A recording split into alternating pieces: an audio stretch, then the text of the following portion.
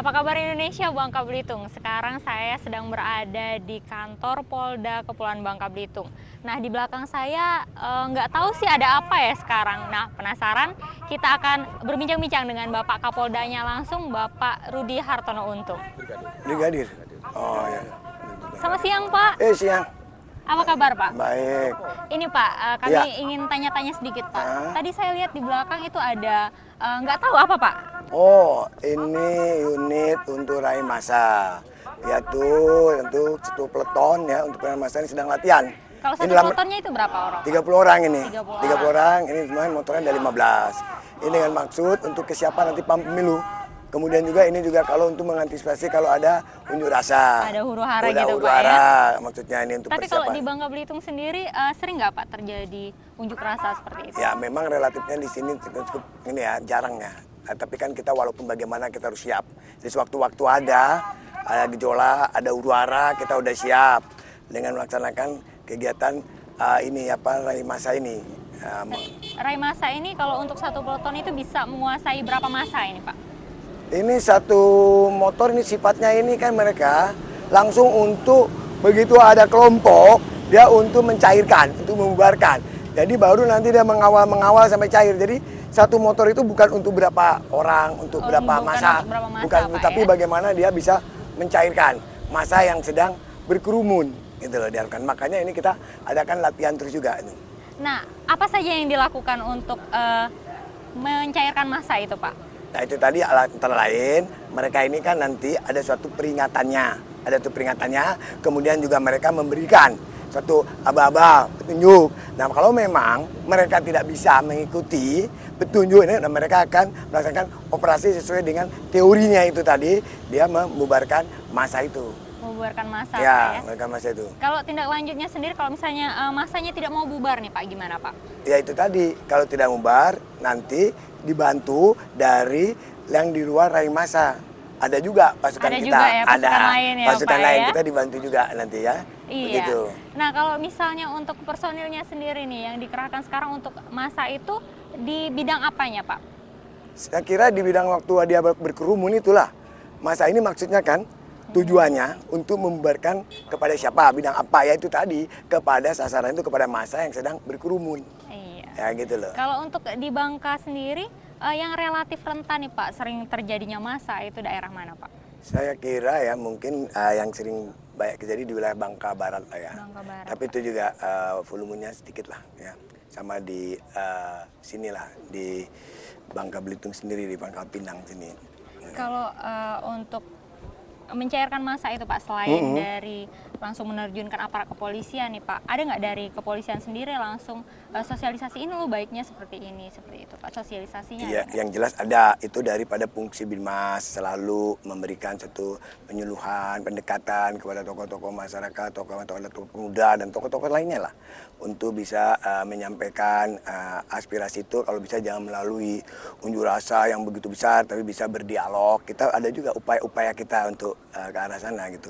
Ada supaya tidak berkerumun, tidak melakukan unjuk rasa yang begitu besar dan kota besar, tapi kita juga menghimbau kalau ada masalah bisa mengadakan suatu dialog lah, mungkin bisa di DPRD, mungkin dengan siapa yang berkompeten dalam hal ini masalah apa, mungkin bisa juga kalau masalah hukum dengan masalah penegakan hukum dengan Kapolda ya dialog aja kan, tidak perlu harus dengan kekuatan massa yang begitu besar. Seharusnya kita juga ada mengimbau, tapi kan tetap aja kita sudah demokrasi ini ya, negara demokrasi ini ya sudah bebas, jadi dia juga mau melakukan investasi dan tidak sudah diatur juga ada undang-undang dan diperbolehkan ya silahkan aja, tapi ikut aturan gitu. Kalau angka demonstrasi sendiri kalau di Bangka Belitung ini ada penurunan apa justru menaik Pak? Ya turun juga ya, untuk demo turun juga di sini ada turun, dan memang di sini masyarakatnya mengerti lah akan aturan ya, sehingga semuanya bisa dialog dan diajak bicara untuk bisa musyawarah lah.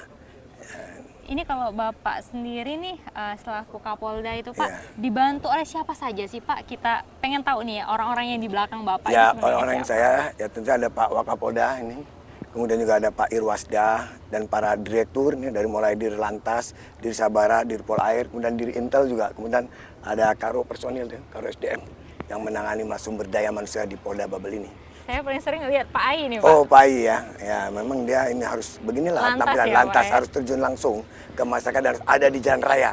Jadi mesti Iya, dilihat motivasi mereka dilihat sama masyarakat harus ada. Nah, kalau misalnya angka yang paling tinggi nih Pak, apakah kriminalitas, apakah demonstrasi, atau angka kecelakaan Pak yang tinggi di Bangka Belitung? Di sini yang paling tinggi mungkin angka kriminalitas ya, kriminalitas yang konvensional, yaitu ada masalah pencurian biasa, pencurian pemberatan, dan pencurian kekerasan gitu ya. Itu masalah konvensional. Yang kedua baru kecelakaan lalu lintas gitu ya. Sedangkan untuk demo sendiri sedikit di sini, masih sedikit untuk mungkin 1 bulan juga jarang lah, paling juga 2 bulan sekali mungkin ada 1, 2 gitu. Kalau kriminalitas sendiri Pak, kenapa di Bangka ini cukup tinggi? Padahal kan ekonominya lumayan nih Pak. Tapi dibandingkan dengan, tadi maksudnya di sini cukup tinggi dibandingkan dengan kasus kasus lain, lain, tapi dibandingkan dengan wilayah lain Daerah lain jauh, di bawah kita ya, di Pak, bawah ya, gitu loh. Sebabnya Dan sendiri, memang Pak? sebabnya sendiri itu tadi memang kita di sini masyarakatnya ya inilah ya bisa mencukupi untuk kebutuhan hidup lah, dan semua mudah ya untuk mendapatkan hasil gitu ya. Jadi ekonominya baik gitu, ekonominya baik sehingga untuk masalah kriminalitas bisa menurun gitu. Nah ini tentunya juga baik dari mana? Memang kita di sini primadonanya dari pertambangan ya, misalnya masalah tambang timah. Kemudian juga di sini ada perkebunan, kemudian juga di sini ada perikanan. Jadi banyak potensi-potensi yang membuat masyarakat itu jadi makmur gitu ya. Ini yang menjadi masalahnya ekonomi kita agak baik. Perkebunan juga di sini bagus juga ya. Ada lada juga, kemudian juga ada sawit juga kan, bagus di sini. Kemudian juga ada masalah pertambangan juga. Seberapa besar penurunan angka kriminalitas ini Pak untuk membuktikan bahwa aparat kepolisian ini cukup bekerja untuk Ya itu tadi ya, jadi kita kemarin baru gelar opsional, jadi kita membandingkan dari triwulan 2 sampai triwulan 3. Dari triwulan 3 memang kita ada 668 kasus, jadi dibandingkan dengan triwulan 3 sekarang sudah turun 624, berarti ada turun, penurunan, ada penanjakan. Kan kita sudah berupaya, kita sudah bekerja lah di sini, dan saya juga memberikan apresiasi lah kepada seluruh anggota yang sudah bekerja baik ya. Nah, tentunya juga ini berkat adanya suatu kerja keras dari para staf saya yang membantu saya di belakang itu tadi. Ya inilah yang membantu ya sehingga bisa menekan angka kriminalitas, termasuk juga pengungkapan kasus juga itu ya, menonjol juga ada peningkatan untuk pengungkapan kasus ya, dan penyelesaian kasus juga ada peningkatan. Baik, terima kasih Bapak ya. Nah, Apa Kabar Indonesia akan segera kembali setelah pesan-pesan berikut ini.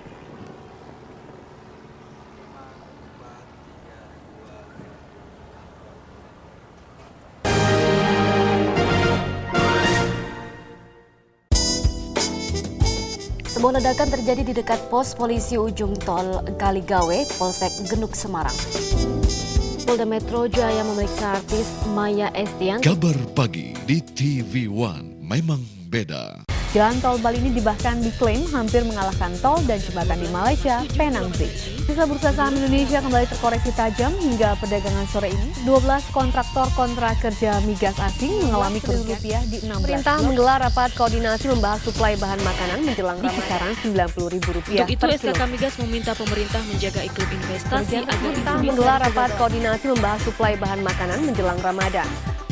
Kabar pasar TV One memang beda. Istirahat sejenak sekaligus mengupdate informasi hingga siang hari.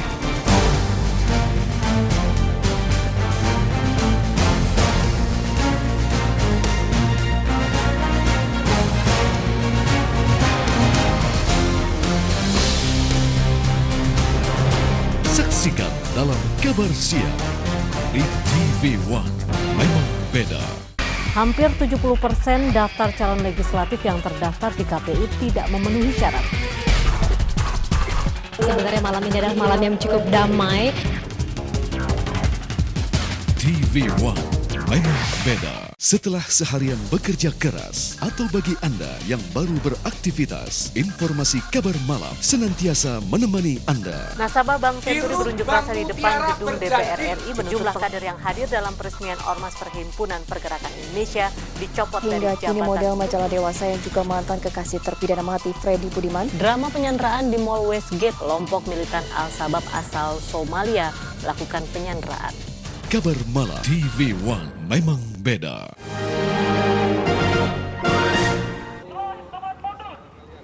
Terima kasih masih bersama kami di Apa Kabar Indonesia Bangka Belitung. Masih di Polda Kepulauan Bangka Belitung, masih bersama Pak Budi ya Pak ya? Iya. Nah, berbicara tentang, nah itu apa Pak?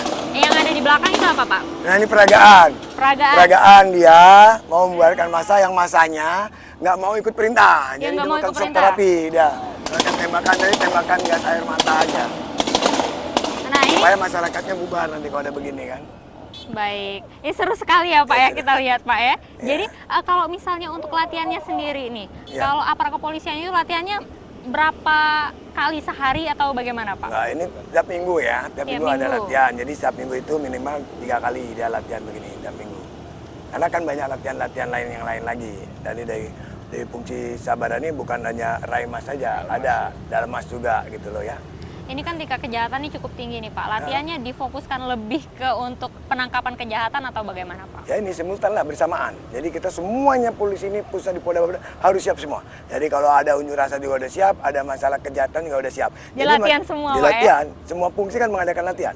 Jadi fungsi reserse juga mengadakan latihan, fungsi intelijen juga mengadakan latihan.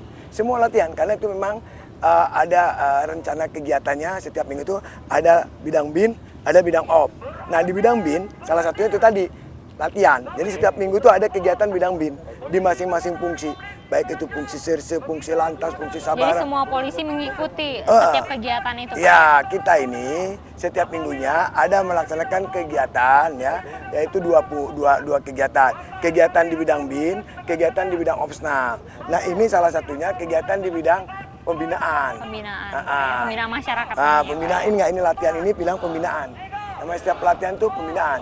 Nanti kalau bidang operasional itu lakukan represi. Pak. Sempat deg-degan juga Pak dengarnya Pak. Ya, ya, Langsung biasa kayak gitu ada keselamatan yang harus dicapai atau gimana Pak untuk personilnya sendiri? Oh, udah pasti bukan hanya untuk personil, keselamatannya untuk masyarakat juga. Masyarakat juga Pak harus ya? kita jamin keselamatannya.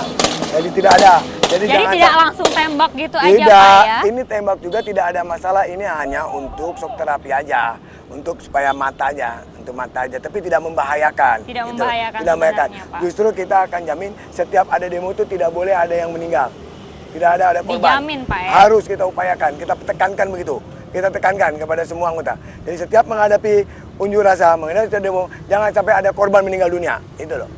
Jadi Itu nggak prinsipnya. usah terlalu didramatisir, misalnya Nggak polisi usah. langsung melumpuhkan masyarakat gitu Nggak Pak ya? boleh, kita harus humanis. Iya, melayani masyarakat Ya, tentunya melayani Pak ya. masyarakat, jadinya.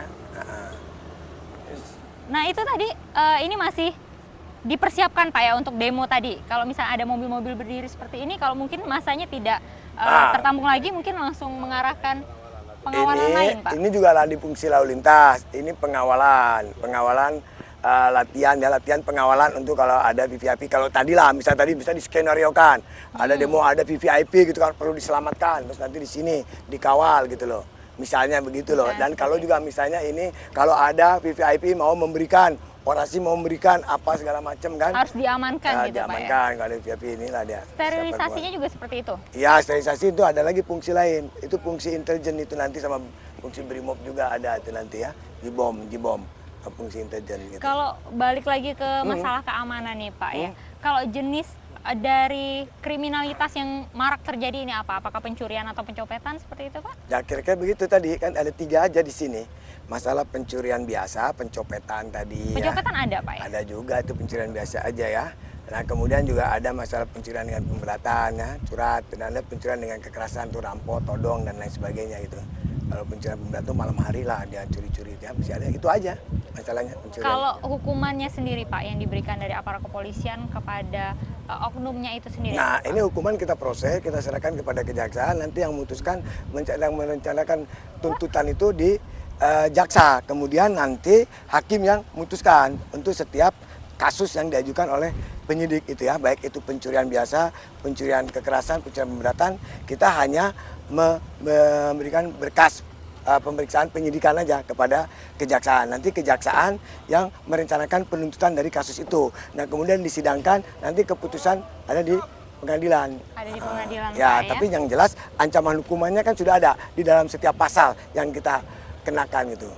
Baik, kalau Bapak sendiri nih jajaran kepolisiannya itu kalau Kapolres itu ada berapa orang di Bangka Belitung ini Pak? Di sini Kapolres ada 7, ada 7 Kapolres. Jadi di Bangka ada 2, di Bangka ada 5, di Belitung ada 2 gitu dua, ya. gitu, Ya, Pak, ya. ya.